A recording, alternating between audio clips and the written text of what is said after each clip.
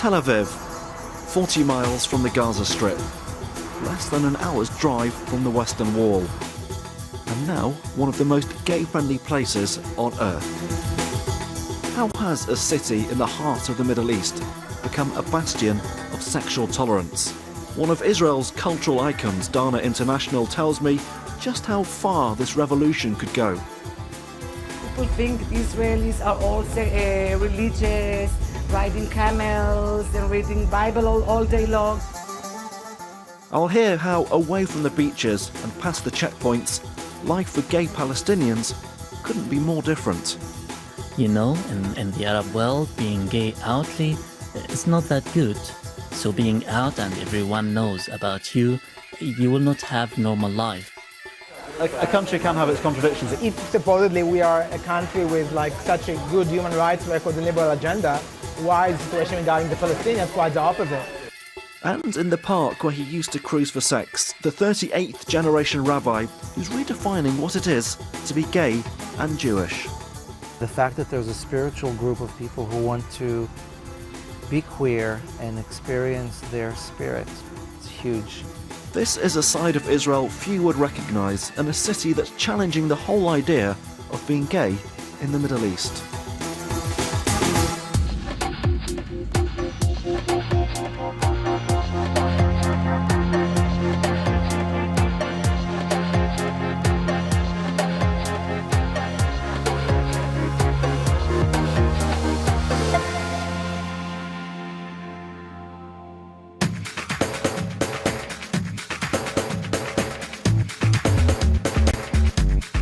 Gay Pride has come to town.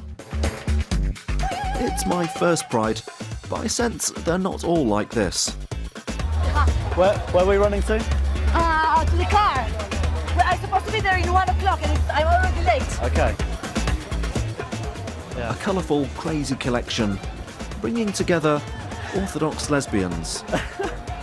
Just struggling to keep up with our Orthodox lesbian friends who's on a mission.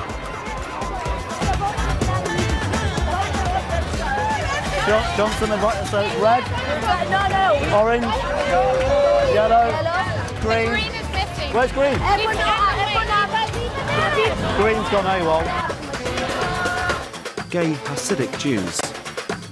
But do you think it is possible to be a religious Orthodox Jew and be gay? That's me. Pink-faced protesters. If you are a straight-looking gay or a female-looking lesbian, it's wonderful in Israel. Everybody accepts you and thinks you're awesome. But if your gender is not completely within one of these binary options, your life is a living hell. Hedonistic explosion of colour with an undertone of politics. Kitsch and camp. Can I get 3? Orthodox and secular. And to make it even more dizzying, all this has exploded in the last few years. It's not entirely an accident. The city's mayor has set out to rebrand Tel Aviv as a bastion of gay freedom in a region that's anything but. And this is the values that we are trying to promote in this city. Yeah. It's a symbol for democracy and pluralism and tolerance, art, culture, and being home to every minority. And you put a lot of deliberate effort into this. You spent money to promote this in Israel and around the world. This has been a policy of yours. Yeah, of course. How much have you spent, do you think, promoting gay No, rights? we are not. Look, the issue is not how much we spend. It's an attitude. It's a declaration. It's a lot more than money. It's the atmosphere in the streets. The mayor's plan is working. These are arguably the most gay-friendly square miles in Israel, and for some distance beyond this country's borders. This year's Pride event alone is drawing a crowd of 100,000, a fifth from overseas. To push the pink credentials abroad, the mayor even dispatched some of Israel's most attractive gay men to other prides around the world to publicise Tel Aviv. It hasn't always been a pink paradise here.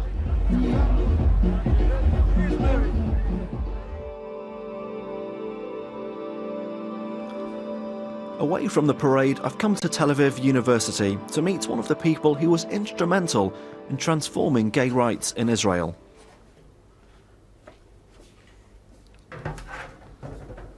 Professor. Yes.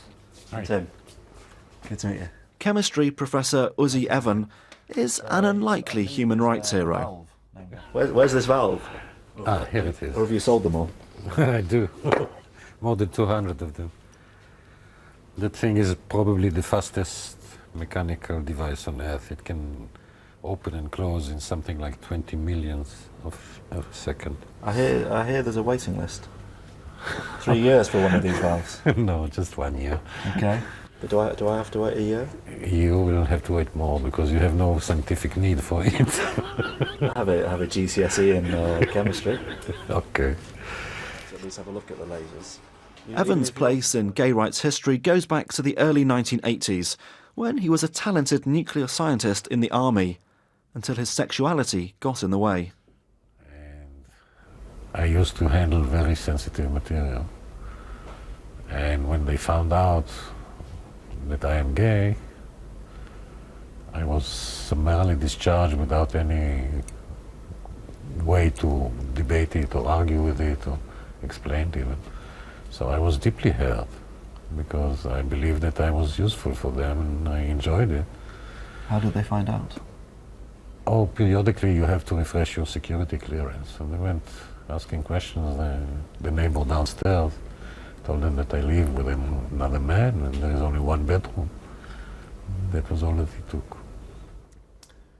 And at the time, in the early 1980s in Israel, was that, apart from the army, was it a difficult place to be gay? Horribly difficult.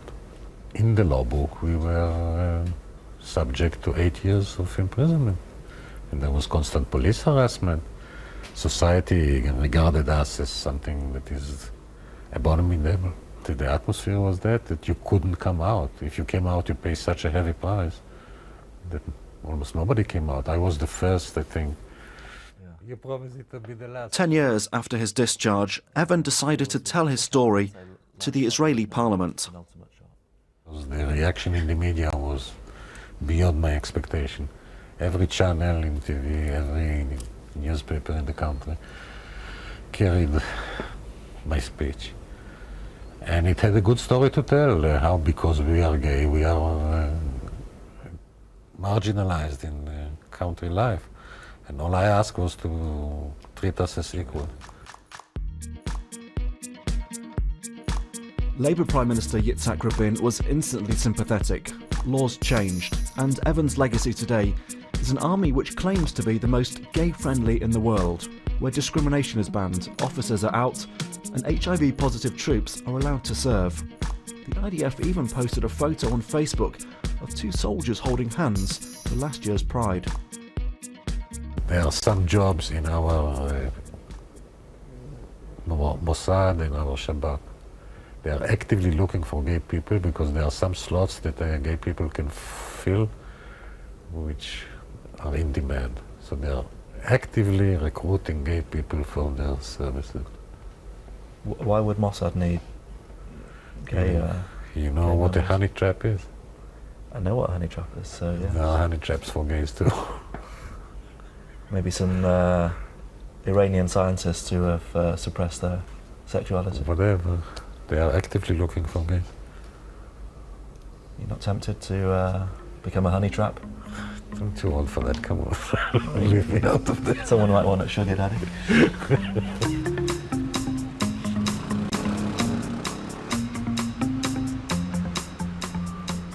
Besides Ossie and the military and political battles, there was another unlikely figure who gave the gay movement a seminal push.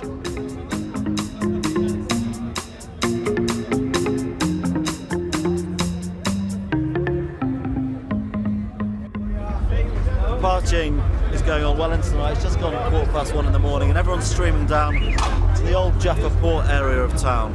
Kind of industrial, rundown, cool place. to see one of the biggest names in Israeli popular culture, Donna International, who won the Eurovision Song Contest.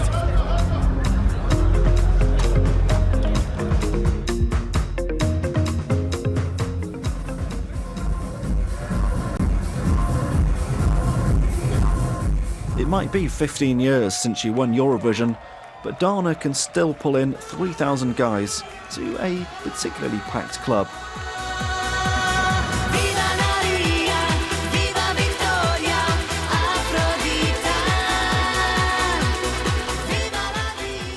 Her 1998 Eurovision victory is cited as a key milestone in the fight for mainstream gay acceptability. Here was a Yemenite Jew, a post-op transgender, not just representing Israel internationally, but winning.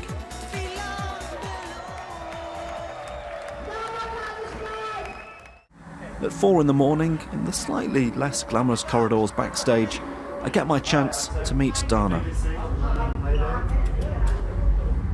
Lovely show. You got my flowers? Though she can't seem to stretch to a decent-sized sofa. Sit. Oh, there we go. That's the interview position I'm generally most comfortable with. You are seen as a seminal point in changing the way in which gay culture is accepted in Israel. You know, 20 years ago when I started with my sex change, we had many transsexuals here, many gays, and it's very surprising to the world. You know, Israel is a very religious country, and along with that, Israel is very tolerant with the gay communities. I'm telling you, it's unbelievable that Israel suffers from such a bad name, you know, prejudiced. People think that Israelis are all religious, riding camels and reading Bible all day long. It's a beautiful picture that you paint, but there are clearly parts of Israel there is discrimination, and people say that, you know, it wasn't until the 90s and it was something that you really helped. You know, you're flattering me, and I'm supposed to say yes, it's all because of me, and I'm, but it's not like that. I'm telling you, since I remember since I was 10, 13 years old, we have always had gay clubs in Tel Aviv. The first transsexual in Israel, she's 60 years old, you know. So you have to understand that the secular, tolerant Israel is different than the Orthodox Israel. Do you have any fans in the Arab world? Yes, of course I have, and I would love to go to the Arab world. I love Arab boys. I think they're very sexy. I can tell you that the Arabs are much more masculine and machos than the Israelis. Do you think this could be the start of a new peace process that you could start? Sex process. Great. Okay. Thank you very much. It's I've been a ruined pleasure. his leg. You haven't. It's felt things it's never felt before. It seems like a good moment to wrap things up with Miss International. Thank you. And leave the guys to ponder on those hard-won freedoms long into the night.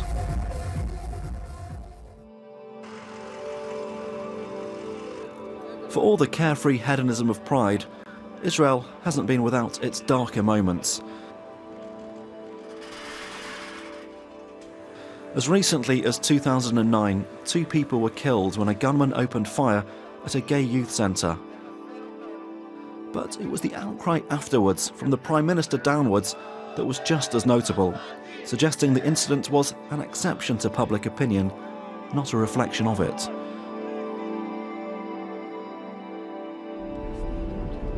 In fact, some of the few critical voices around all of this progress come from within the gay community itself, angry that the tolerance is being used by politicians to show Israel as morally superior to its neighbours and deflect attention from the Palestinians, even if they're being kept in check by a gay-friendly army.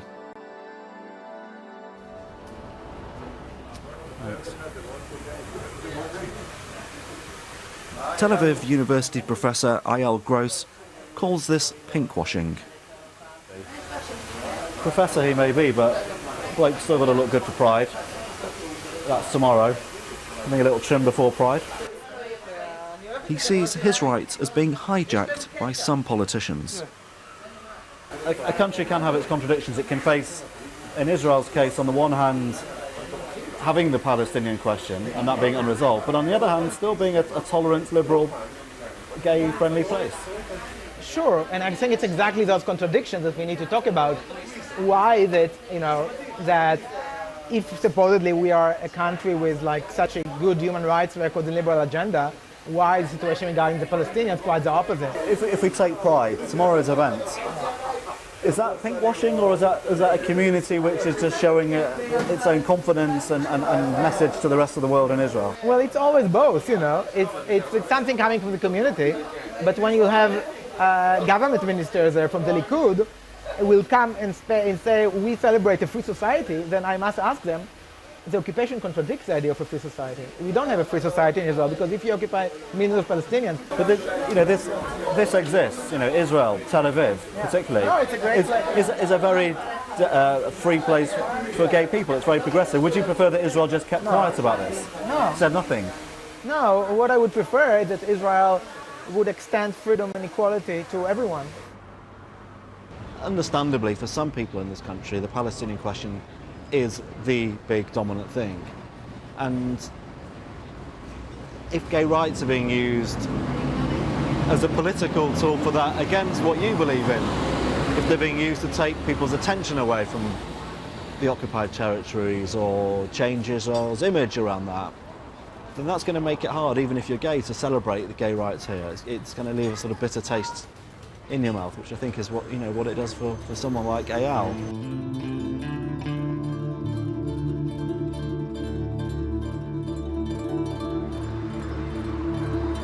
Eyal probably won't like this bit.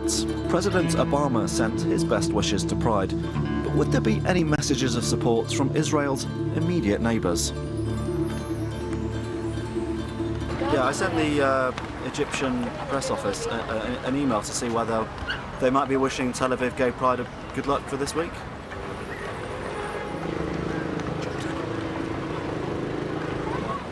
The line's gone dead there.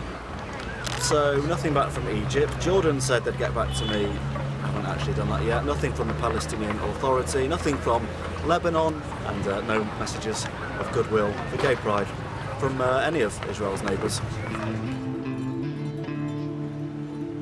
Whilst it's not great to be gay in the Arab world, to some extent though, it is nuanced. You hear of gay scenes in Amman and Beirut. You meet Israeli Arabs in Jaffa who are dating Israeli Jews, with both families' blessing. But I wanted to know what it was like for a gay Palestinian living in the West Bank.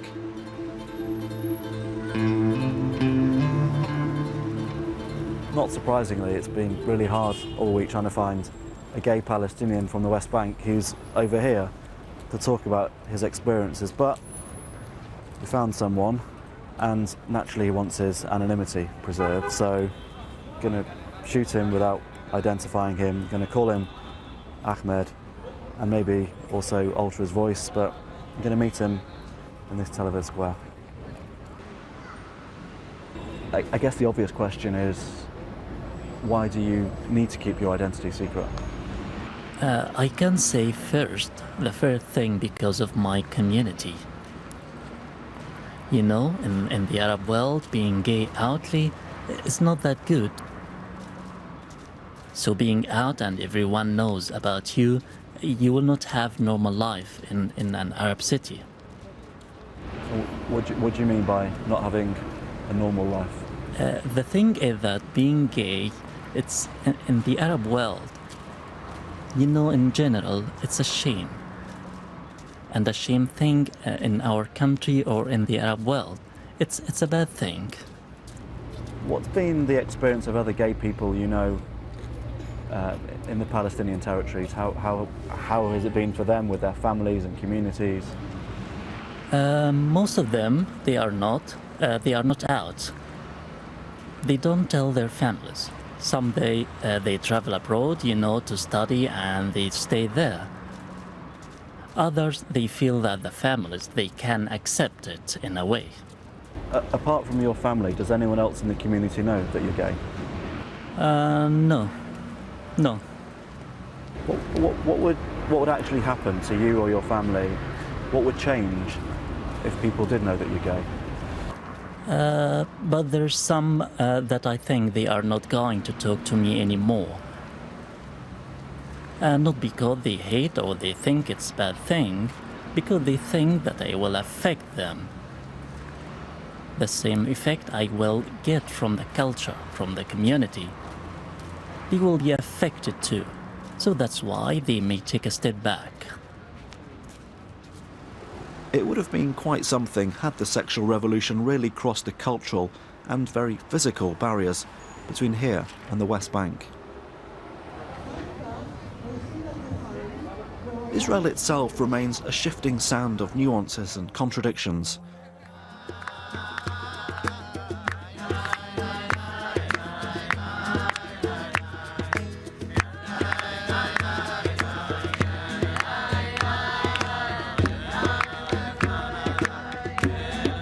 Amichai Lau-Levi encapsulates some of that tension between tradition and transition.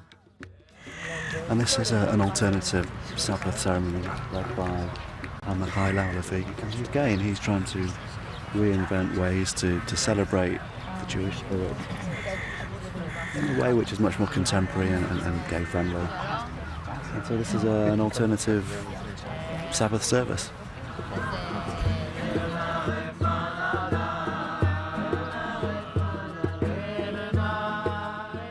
A gay Orthodox Jew from a dynasty of 37 generations of rabbis, Amichai's homosexuality alienated him from his religion for many years.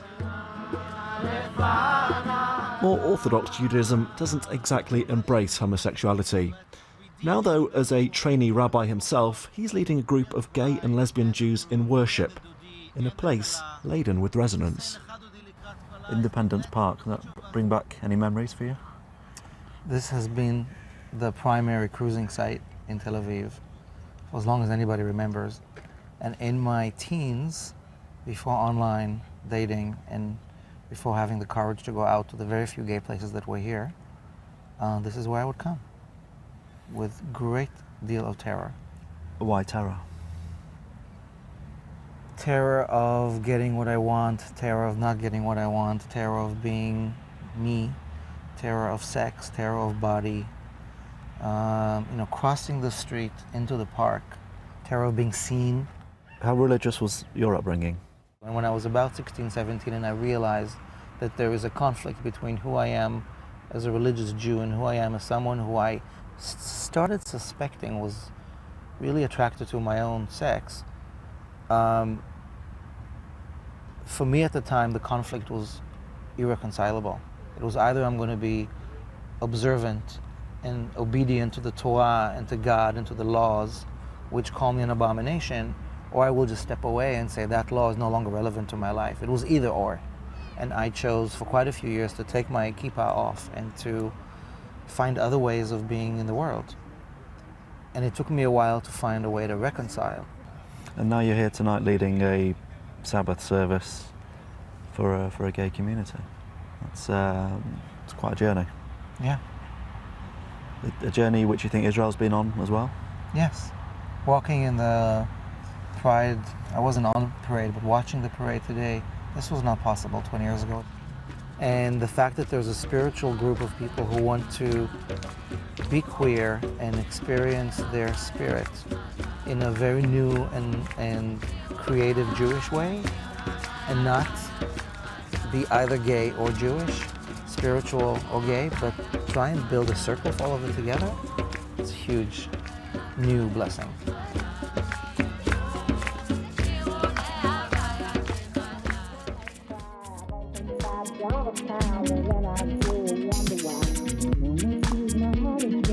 For a country so often in the news, Israel has the capacity to confound expectations.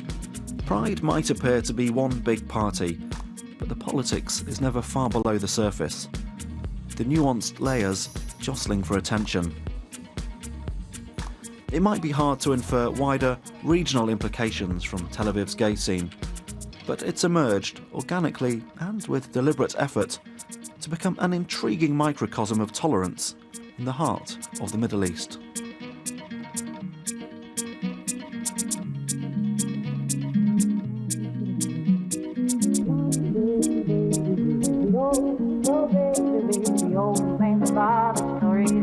could have told. One day, baby, we'll be old. Oh, baby, we'll be old and think of all the stories that we could have told. One day, baby, we'll be old. Oh, baby, we'll be old and think of all the stories that we could have told.